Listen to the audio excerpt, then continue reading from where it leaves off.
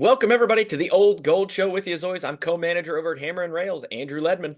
And I'm Casey. Can you hear him cry? Partly. Boiler Upload, Rivals Network.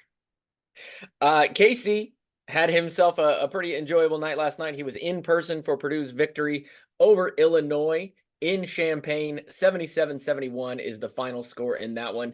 Clinched Purdue's second straight outright Big Ten championship. First time Purdue's done that since 94, 95, 96 when they three-peated.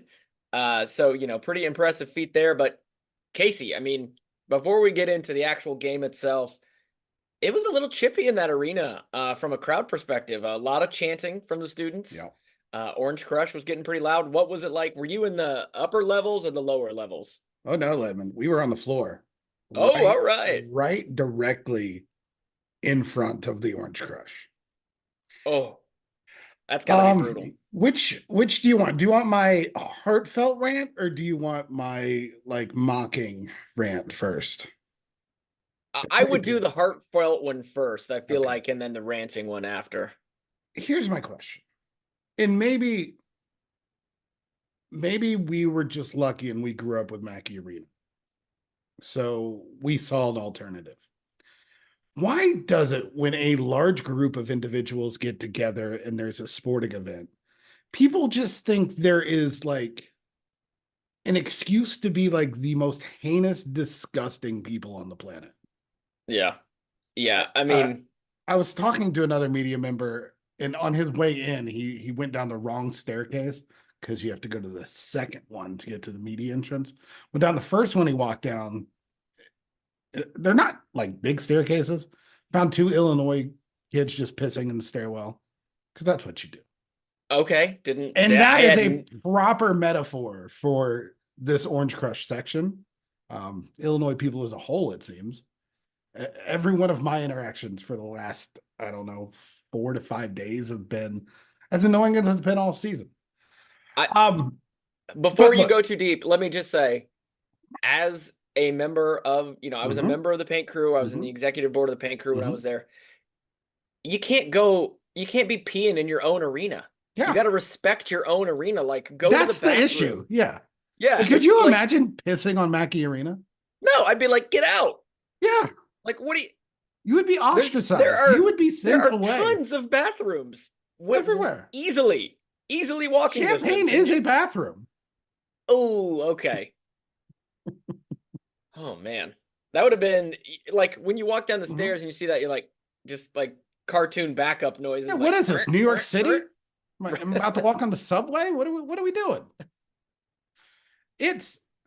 So look, I get it. It's games, it's fans, but it's just kind of the whole mantra of what they are. It's this fake tough, you think you're clever because when Mason Gillis goes to the bench, you go, "Hey, you want me to grab you one? You look dry over there, Gillis." And then the lack of awareness of doing that as an Illinois fan. Yeah, given their current circumstances. Yeah, because you combine that with constant just yattering at Painter, just about everything. When you have a coach who has never made it to the second weekend, ever, Brad Underwood has never been to the second weekend. They are a program that has not earned any of this in the last 20 years. It's just, you can be a good environment. You can be hostile. You can, even Maryland fans have some semblance of a line, it seemed, maybe. Not really. I'm not sure I'd go there. But it's just, I don't understand why we think, you can use sports as a cover to just get out, every dark demon in your soul and just, these are human beings in some capacity. Yeah. And maybe that's whiny. Maybe I have, a weirdly high scale for how humans should interact together. But, it's not like you're making a big difference by being just vile. Yeah. And it's not clever. I think there is something in all of us. I've been just as guilty, I think, as the folks you're talking about. Certainly not, going to the bathroom in a Mackey Arena stairwell. But, when you go to a sporting event after you've had, a long day or a long week, there's certain like your id comes out and you're just like screaming at the top of your lungs. It's just weird. But to go after, like so personally go after your fellow college students, is a little tough. We did some things in the paint crew that looking back, you're like, I don't know that we should have chanted that. I don't know that we should have put that on the paper. And so I give them a little more leeway, I think, in grace, just because Right. I've been in that situation. I'm not a graceful person. No, you are not at all. I'm not a graceful person. But like the thing that always gets me is the just like the F Zach Edey or the F whatever. It's like that's It's not lazy. like you said. Yeah, it's Yeah, lazy. it's lazy. It's not clever. It's only specific in that you're naming a player. It's not specific about any situation. Right. Like you're not having any fun with it. You're just like, haha, we can curse. Right. But now that we've made sure we've pissed off more Illinois fans, Yeah. we can get to the actual game. It's fine. Yeah. Well, I read some of the comments on the last video we did preparing for this game, and apparently we just didn't respect Illinois. Was what I took away from that. Because we don't respect them as a program, I think I said. Which is true. Which I stand by that. So, Stand by. Whatever. Also, they lost. Yes, they did. As we said, 77-71. Our arrogance has only bit us in the ass 3 times this season, Lima. Which is pretty good. I mean, if you think about it. Yeah. So Purdue clinched an outright title in this one. First half was a little tough. First half, Purdue looked a step slow just about everywhere in the court. Slow getting to rebounds, slow moving the ball. Illinois looked like the team that had more to play for because they did. Right. Purdue had already clinched the Big Ten, only a share at that point. But this game really didn't mean as much to Purdue as it did to Illinois. And I think you could see that for the first maybe 10 to 12 minutes of the game. Kind of. I think that's a lot. Like you go on the road, the energy is going to be there senior night for the home team. I push back against they didn't care as much because when the game goes the way it did, that's fair. Like Purdue clearly cared enough. It was just a little rough to start, right? Like shots weren't falling. I think they were 1 of 6 from 3 in the first half. Yep. It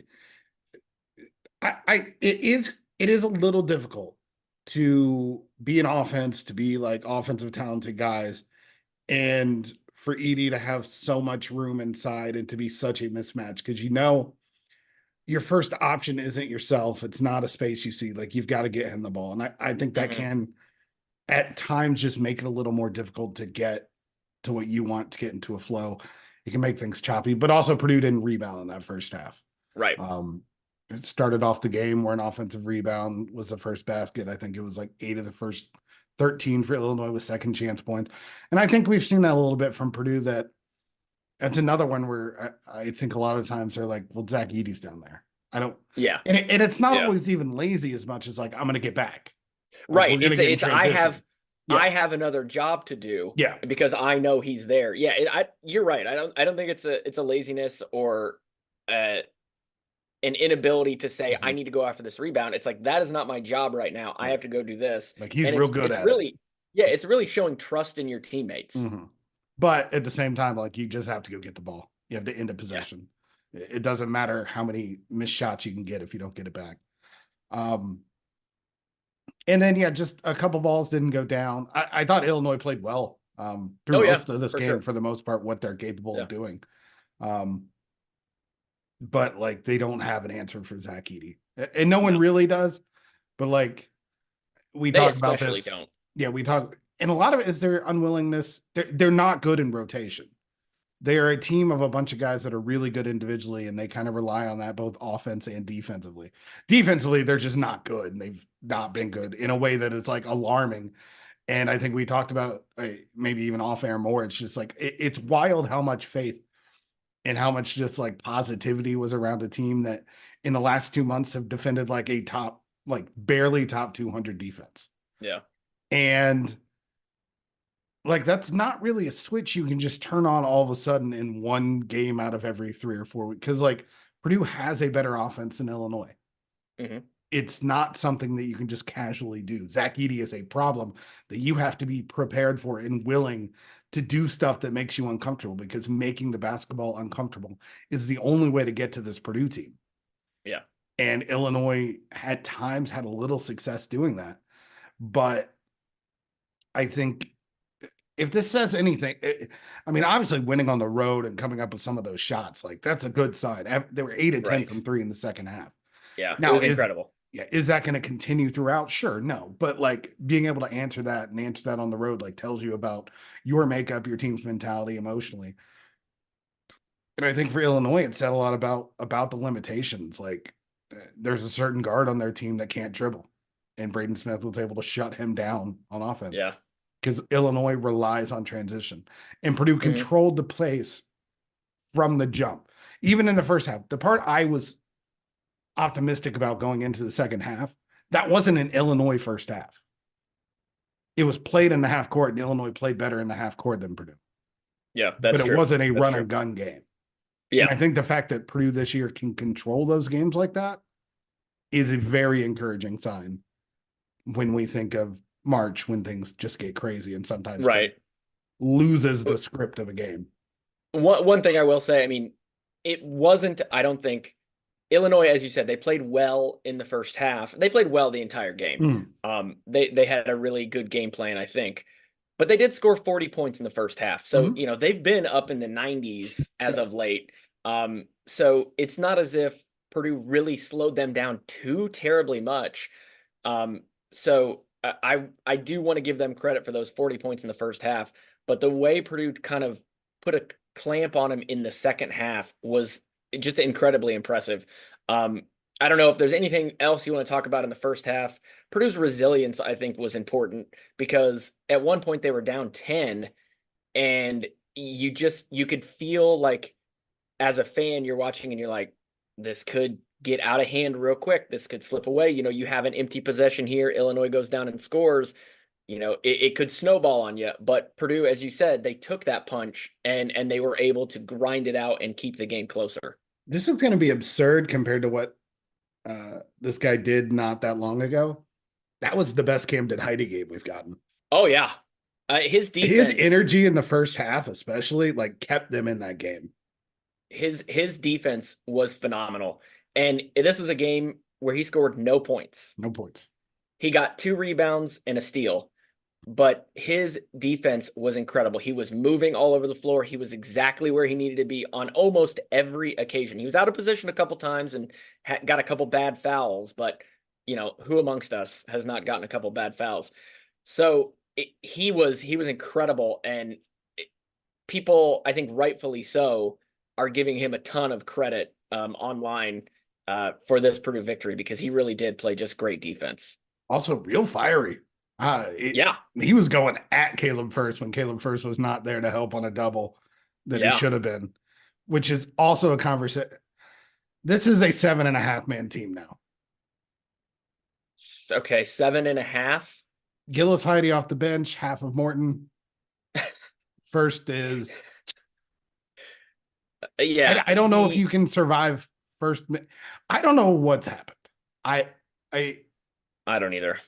Everyone else on this hard team to watch has had an upwards trajectory, except for right now. Caleb First appears to have fallen off, not in the right place. Doesn't seem checked in. The good stuff that he did a couple years ago, you just can't count on it anymore, and that's right. It's sad. I don't think long term it's super important, because I think Purdue has options, and if Heidi's going to play this well, and I think Painter, one of the adjustments he might have to make rotation wise, is Heidi might have to use Trey, start with him if you want, that's fine. Then have Trey come back in as the backup 5. And when you need to give Gillis a break, Heidi comes in at the 4. I think is what the natural rotation might end up if, especially, I mean, matchup dependent, how many teams are going to have bangers at the 4 that you're worried about. If Heidi gives this energy, and I thought he was really good on the glass, even though he only had the 2 rebounds.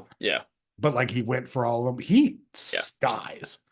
Yes. There were 2 or 3 fouls he got where he was just above the rim. He's like looking down. Yeah, just like if he's going to be that alert and that on things, like, okay, boy, or like, okay, young guy, you have earned minutes. Like, Yeah. Yeah. you, That's you the have exact word I was trust. going to use. Like, I mean, he's earning his minutes and he's earning Matt Painter's trust and he deserves to be out there.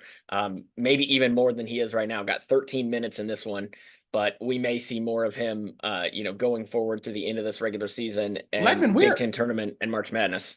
we're this deep and we haven't talked about the shots made.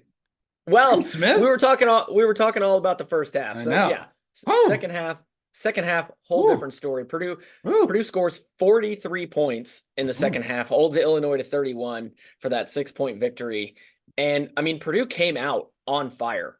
ooh, They went down, mm. into halftime down 6, a couple quick threes Is in the Fletch second back? half. Yeah, he's got, I mean, Fletch 2 games in a back? row. Two games in a row. He was 6 of 12 from the field in this one, including 2 of 3 from 3. And he had his own little 7-0 run there at the tail end of the game. Hit a 3, hit a runner, and then hit 2 free throws. Don't So forget, he's got to be back. even though I don't think it was officially counted in the box score, that block he had on Damask, the Yes. running help block that turned a for sure layup into a miss, Yeah. is probably the game play of the game for me. Yeah, it might have sealed it for Purdue there. Yeah, like big time play, all in the middle of, and he's also going for a 7-0 run. Like, this is the lawyer that we remember when we're not satisfied with his play. Mm-hmm. Because he's capable of doing these things. He's made Yeah. 2 really tough floaters, couple open threes. I mean, I think a lot of credit goes to Edey because that second half got started because of how quick and willing and easy he diagnosed the double that weren't there in the first half. Like, he was anticipating it. Like, he knew Illinois, after he went 9 of 13 in the first half. He knew they were going to have to change it up. What do? You're Right. going to send a double. And he saw it right away. He got both passes into the shooter's pocket of his guards. Both guards knocked it down to start. And that is just a team that's been there before.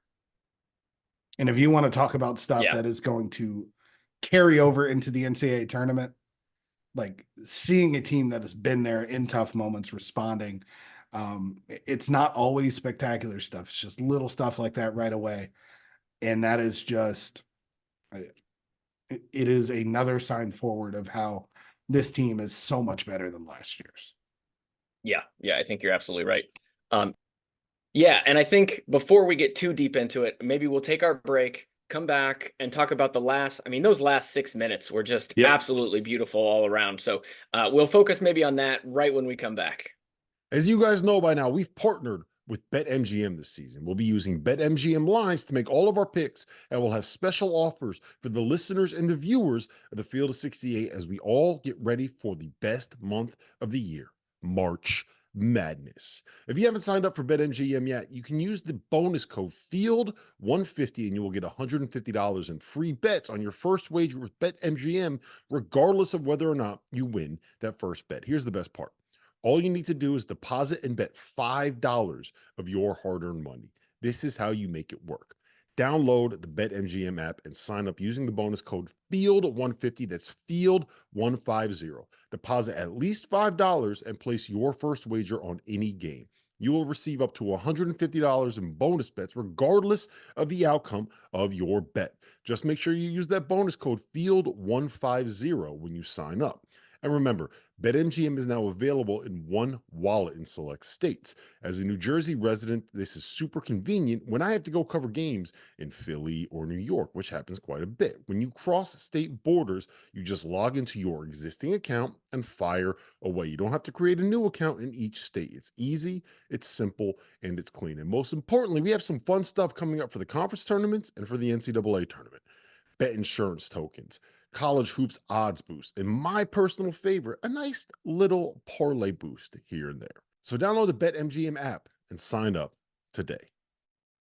Big news, guys. I am thrilled to announce that we have partnered with Autograph, a company founded by the GOAT himself, Tom Brady. The Autograph fandom app gives you access to the best college hoops content fan contests, and exclusive rewards like discounted tickets, all for doing the things that diehard fans like you already do, following your favorite team in the news and listening to podcasts just like this one.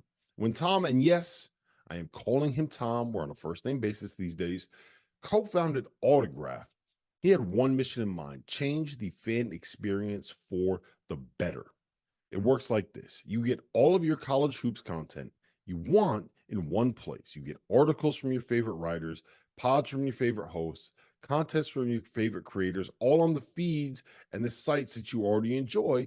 But instead of having to go to all these different places, it all comes to you in one spot, the Autograph Fandom app.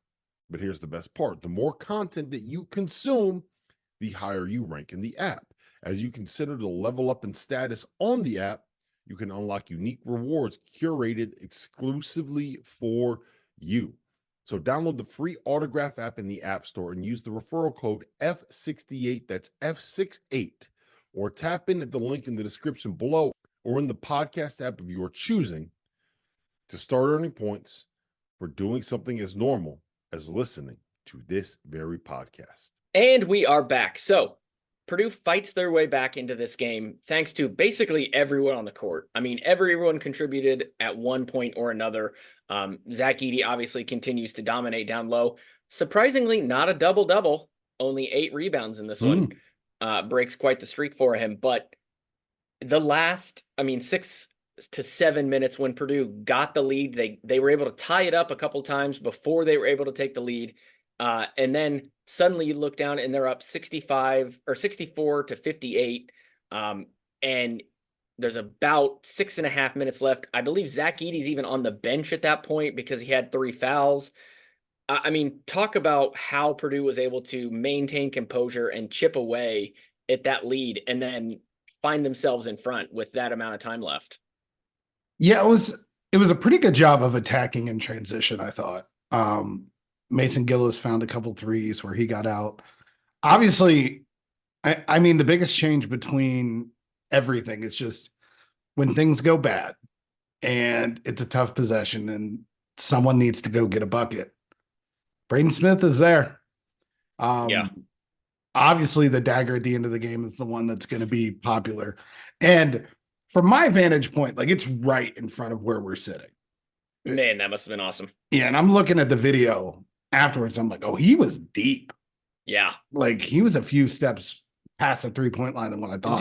He was doing his best Caitlin Clark impression right there. Yeah, just the stones to make a couple of those shots. He did it. He did it with the shot clock once going before. Down. Yeah, earlier in the just his willingness to do that. It's so much easier as a point guard to operate when your defender has to that has to be in his mind. And so when you hit shots like that, generally your defender's going to jump at every little move you make. Yeah. So you're just begging to try to get to that point where you get some space. But yeah, him making that shot, Lawyer had a couple tough buckets there. Mid-range, get to the line, knocks down a 3. This is what we've been talking about. They just need a few. They don't need as much as other teams from their guards because they have Zach Edey, but they just need threats and they just need them not to be scared, looking to make plays. And that's what this team is this year. And Braden Smith has been great from the start of the season, but he's just getting better. A whole other level lately. And more confident. And it's to the point now where his numbers are gaudy and they still don't fully just explain what he's doing and how he's doing it now on the court. And 38 minutes. That jump shot came after playing the entire game besides one stretch in the first half. He didn't go to the bench in the second half. And that's I was talking to Painter a little bit after media on the walk back to the locker room, and he's just sometimes I have to sit him down because he gets a little fiery and goes back, but he's I also kind of like it because our team needs that. And just what a fun exploration of a player. Just watching him learn that it's interesting because it's not like he's creating this version of himself. This is what he was in high school. He's finding that. He's like, oh, I can still do those things now. This team Right. can still be mine. I can make all the plays that I thought I could make before. And like, he's just learning how to do it at this level, despite a lack of size, which is Right. like, I thought Edie's quote earlier was obviously hilarious when he's like, I don't think he's not athletic. He's just short, which is true. He's like one of the quickest guys. Like Yeah. we said it beforehand, Illinois struggles with quick guards and big guys, which is why I felt pretty good Which about is what Purdue has. Yeah. But yeah, when you combine that with like just like Mason Gillis was really solid again. Yeah. Um 26 minutes off the bench. yeah, 26 minutes. It's a Gillis game. When things are tough, it's a Gillis game. Yeah. 10 points, 6 rebounds. I thought he was really good on the rebound. 4 assists. Gillis 4 assists. But the ball was just moving in a way that was very, very healthy. Yeah. Yeah. In the first half and in the second half. And just getting out in transition, knowing when to hunt shots, knowing just getting a couple easy looks is something that last year's team at this time, there wasn't an everything easy look to be found. No, they were playing in quicksand at this time last year. Every possession was hard. Every point, it took 30 seconds on the shot clock, and you just had to get the ball to Edie and hope because nothing else was working. It was a slog at this point last year, and this game against Illinois, even in the first half when the shots weren't falling, they were good shots. They were moving the ball, as you said, and so the offense looked a lot better than it did same time last year. Yeah, and like credit to Painter and Thompson and that offense and the staff, like they're calling stuff, they're making little adjustments, like they're running a little. Those first 2 post ups by Edie were off of similar looks where they had off ball action that just got the shooters free because you're so worried about Edie and you're so worried about this first thing happening that all of a sudden you're in a spot where like Lawyer is just wide open, Braden Smith is just wide open, and like these are things you can do now when your team's more experienced, when they've been there. You can make adjustments on the fly and you expect them to keep up. And they have. And defensively, out of 2 timeouts, 1 timeout, they ran a zone play and got an air ball 3 where they just zoned up against Illinois out of nowhere. Like, okay, Painter's just Whoever running would have zone expected now. that, yeah. Gillis mentioned it afterwards, like the coaches are doing better. Like we're adjusting. We're not staying stagnant. We're not playing just like this straight up man-to-man. And then another time it ended up being the start of the 6-0 run where Damask had the 2 layups and Hawkins had the dunk. But that started with Illinois calling a timeout and Purdue forcing a 30-second violation. Like out of a time. Well, I think he ultimately stepped out of bounds, but it was going to be a shot clock violation. Yeah. Okay. Your point is still true. Right. Your point is still true.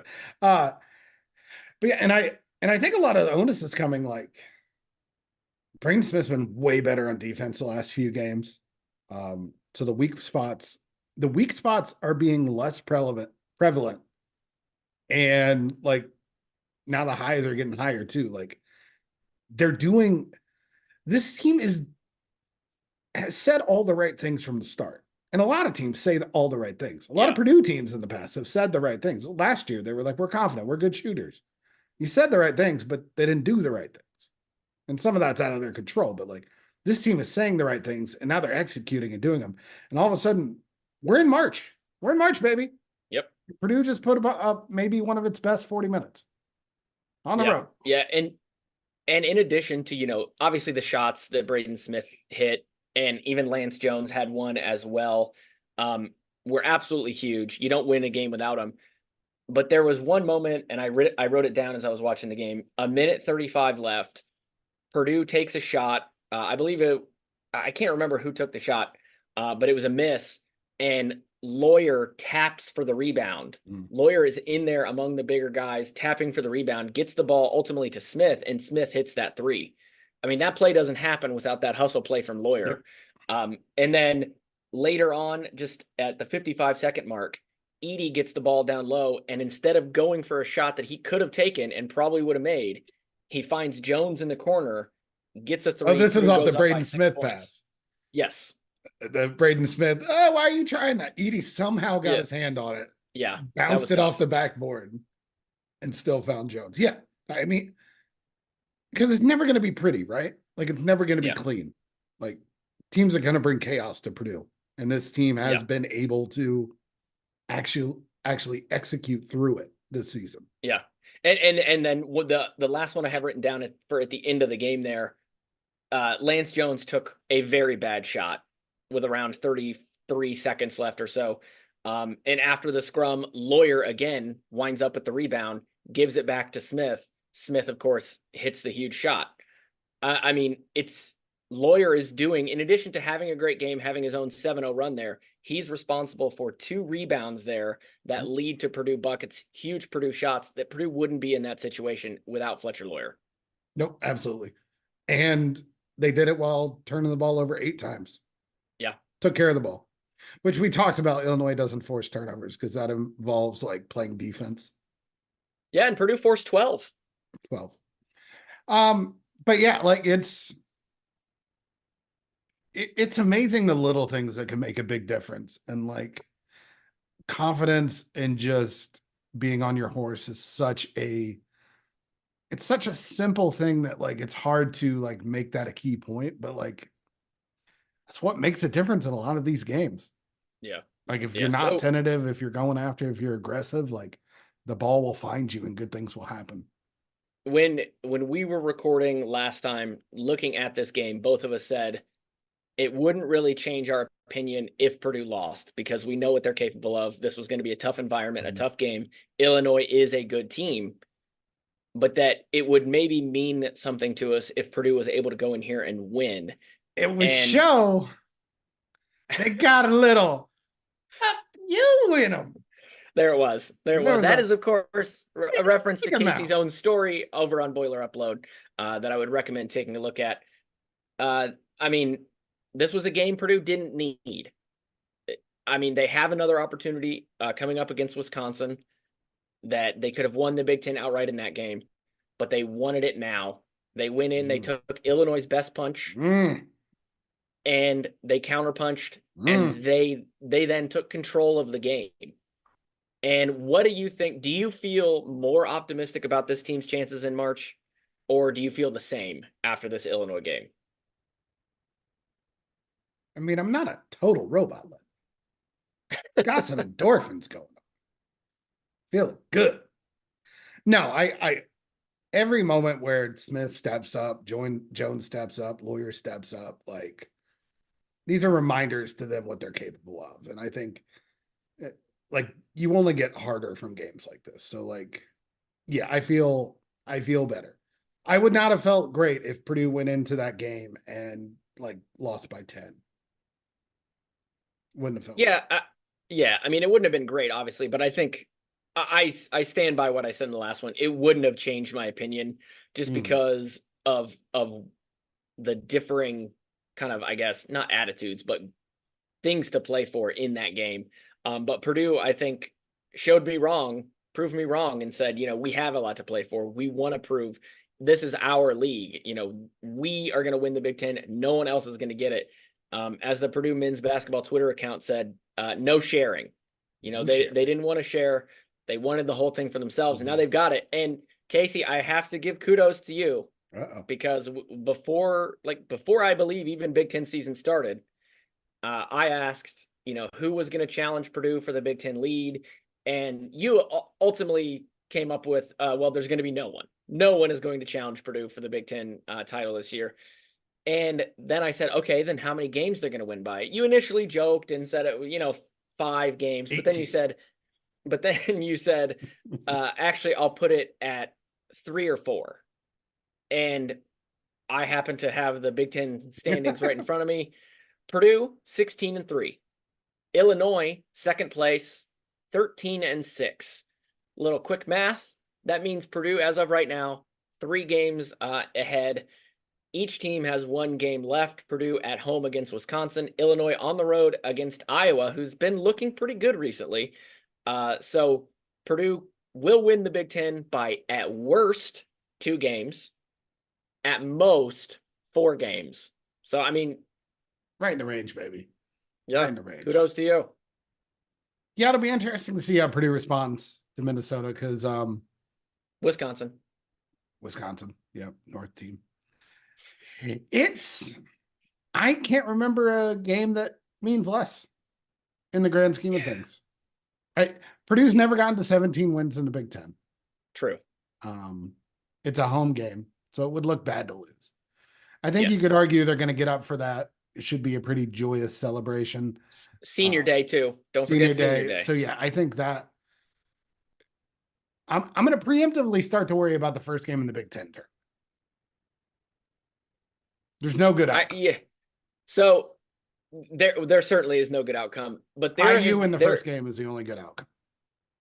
Ugh. Just there stomp is them by 40.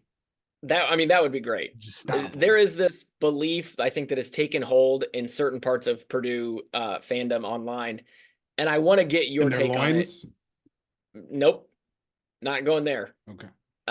Just thought it might that- have taken hold of their loins, Ledman. That the Big Ten tournament means nothing. Purdue should does mean rest. nothing. Well, hold on. Should Hold on. rest. Purdue Edie should fell rest and their limped. It starters. scared me. Yeah, Edie fell and limped. That was terrifying. Did you get an update on that afterward? Did he just say it was sore? He seemed fine. Yeah. There's this idea of people like, oh, just rest the starters. Don't even play them. It doesn't matter Colvin what happens 40. in the Big Ten tournament. Yeah, play Colvin 40 minutes. Give, whatever. Put Play whoever Berg. you need to out there We for might 40 need minutes. Purdue might need a what new do- backup center. I mean, what do we think of that kind of thought? That thought There's process. nothing good is going to come from the Big Ten tournament. Not even winning it? No. Purdue's number 1 seed. They're the number 1 seed. Right. There's nothing that changes in the Big Ten tournament. I don't want Purdue to play Illinois again. Well, yeah. What about pride? Does pride? What or pride if you mentality- just sit everyone and say we don't care? Well, I mean, Painter's not actually going to do that. I'm going to get in his ear tomorrow. Friday. Okay. Friday. You get I'm in gonna his ear on Friday and say, I'm gonna say, what do you think of throwing out a lineup of, Painter. Coleman? I'm gonna go up to Berg? Painter. I'm gonna go, hey Painter, you ever heard of Greg Popovich? He started something in the NBA. You ever heard of Steve Kerr? They rest their guys. They rest their guys. Sure. Rest days. Load management. Load management. Yeah. Have you ever heard of load management, Painter? Painter, you Just want to send manage? out. You want to? No, not gonna say it. No, yeah, You don't can't do switch that phrase around. No, You can't switch cannot. that phrase around. That's a no. Just go to him and be like, when you send in your injury report for the first game of the Big Ten tournament, just these 5 guys out. Do you need help coach's spelling decision. names? I Yeah. can help. Been writing about this team all year. Stefanovic is gone. I don't have to worry about is there an H Yeah. at the end or not? Easy words. Every time I would write a story with Stefanovic in it, I'd be like, okay, STEN, and then I'd spell it, and then I'd Google it Yep. to be like, is that right? Yep. Yes, okay, I'm right. Yep. And then Purdue always seems to have guys with double letters in their names, or like one double letter and one single letter. So you're like, which is which? Yep. Real You easy just this go year. for it. Yeah. The most difficult part is a hyphen in Trey Kaufman ran. Yeah. And I just use initials. TKR. Yeah, TKR. TKR, baby. So, I mean, Purdue's looking forward to this game against Wisconsin. Senior day should be an incredible crowd. I mean, Zach Edey's last game, Mason Gillis's last game. I've just everybody's name just leapt out of my head. Ethan Morton. But I mean, Carson Barrett. Ethan Morton, Chase Martin. Carson Barrett, Chase Martin, Lance Jones. Lancey. All these guys playing Lancey their last game in Mackey Arena obviously should be pretty emotional for those guys, pretty emotional for the fans. I hope that is enough to kind of power them through a game where, as you said, not a lot on the line. It's also just a free falling Wisconsin team. Yes. It scares me a little because like they're going to be desperate, but like I don't know if I care. This is not the 6th ranked or 9th ranked or whatever they were when Purdue faced them up in Madison. So going to be quite a different squad here. So Purdue should win that one. We hope if they're focused on that, they win. I mean, we talked about, what do you think of the Big Ten tournament, but do you think Painter's going to do anything different in the Big Ten tournament? Or is it just going to be full steam ahead, try to win the damn thing and go into March with momentum? I've never seen Painter coach not to win. That's what I mean. I mean, he went can't down imagine. to Arkansas, which place in the South I had to go to start the year in exhibition style. Right. Arkansas. Yeah. Like he played his guys like 45 minutes. Yeah. Wait. He's going to Painter. That's fine. I'm going to try to get him. Load management. Does it worry you at all, the load management of it all? A little. But 'Cause, I only mean, like it freak, could only like freak accident ones. Yeah. Not like actual worry. Okay. Yeah. I'd like to. I would like to see. I really wouldn't hate to see Colvin play. And I don't want to Yeah. sound like those guys because they sound a certain way and it's whiny. But Yeah. like I wouldn't mind because I don't know what's going to happen in the tournament. Exactly. Yeah, I'd So rather have everything ready to go and not need honestly, it. I wouldn't mind seeing Berg coming off the bench. It's the first big guy. Yeah. Well, that would be strange. For Edie, not. Yeah, I know what you first mean. big guy. I know what you mean. I'm just. But yeah, well, look, he's at least real big. he is very big. When we get to March, Big Berg. the actual March Madness, it is all hands on deck. You don't want to leave anything on your bench. You don't want to leave anything in the chamber, so to speak. So why not prepare for all contingencies, all eventualities? Someone get in foul trouble, God forbid, someone gets hurt. We need to be ready. So, yeah, I know. That's why Load management. knocking on wood. So, I don't see it happening, but I wanted to at least discuss it because there is a corner of the Purdue internet that will not stop talking about it. So anything else about Purdue, Illinois, Big Ten tournament, final season or final game in Mackey? No? Nope. All right. Well, It was folks, a good night last night, Levin. Yeah, it was a great night. I mean, when I tell you when when Braden Smith hit that three, the last one, I jumped off my couch and I gave the fist bump in the air. Yeah, you did. I mean, it was just great. It Big was a hell of a fist pump basketball guy. game. I am. That's what everybody says. It's I'm going to start introducing myself as Andrew Fist Pump Ledman at the beginning. No, yeah, maybe sounds bad coming out. Yeah, but great to be outright champions. So, that's it for us for now. We'll probably come to you maybe the Big Ten tournament time. We'll see kind of how the schedule works out. We'll be here. We'll be here. Yeah, but you got to go to Minneapolis. So we'll see. We'll make sure to find a way to make it work. So for Casey and myself, thanks for joining us, folks. Till next time, boiler up.